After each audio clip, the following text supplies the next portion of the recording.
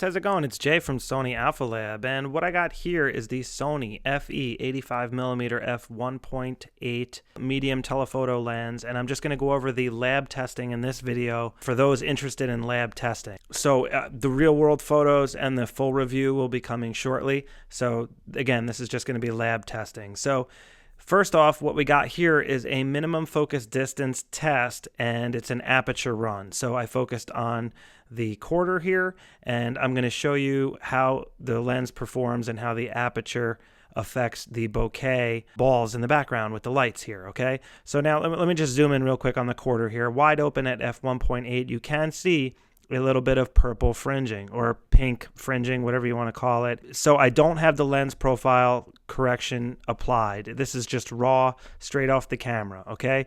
So with a better quality lenses, you might not see this little bit of purple or pink fringing, but you do see a little bit here on this more affordable lens, okay?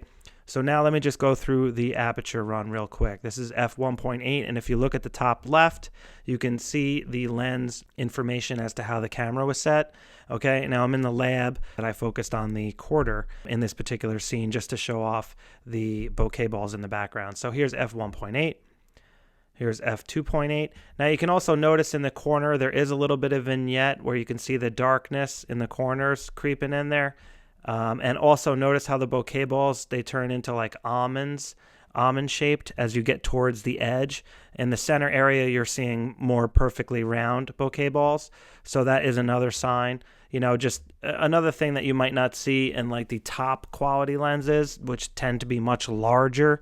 You can see here on this one at f4, this bokeh ball on the top right is kind of like cut off.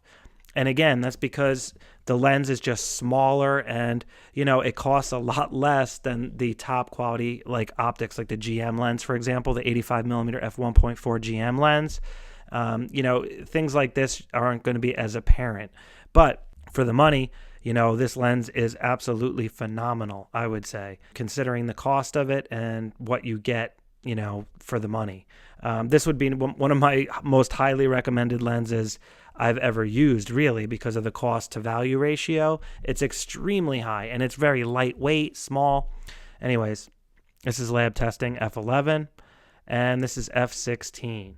All right, now I'm just going to move on. Oh, sorry, that's f22. All right, so now I'm going to move on. I'm just focusing on the actual dollar bill now, and I wanted to show you the out of focus area in front here. See how the quarter, what that turned into? It's like this cool glowing effect. Now let me zoom in here, and I want to show you more detail on the dollar bill. Now you can see the dollar bill looks excellent here in the center area. Detail, it really doesn't get much better. But when you move over to the corners, you can clearly see right here on the United part, it starts to get a little bit soft, you know, and that's what you get. You know, that's what I expected to see. And you can see here in the corners, on the edges, it's a little bit soft. And, you know, like I said, that's pretty much just what you get for this cost, you know. The GM lenses, you wouldn't expect to see this. You would expect it to be sharp at, you know, this aperture across the board, or at least mostly sharp. So is this a deal breaker? Absolutely not. This is still acceptably sharp, in my opinion, especially when you stop down to f4. F4, it really starts to crisp up, especially over here. In the very corner, it's still a little bit soft, but at the end of the day, more than usable and acceptably sharp, in my opinion, for 99% of what most people need, you know? And let me just stop down here to f8 and f11, and you can see here, and again here at f16. So the sweet spot is more, you know, f8, f5.6 as far as the best color and clarity and sharpness across the board.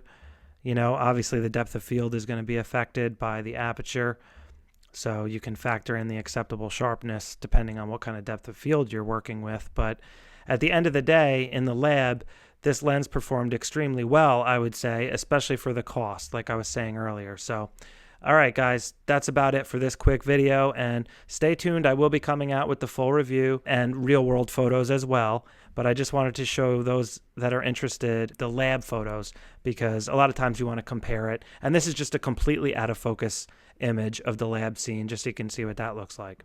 All right, guys, I'll catch up with you next time. Please let me know what you think in the comments below. And like I said, the full review and real-world photos will be coming shortly.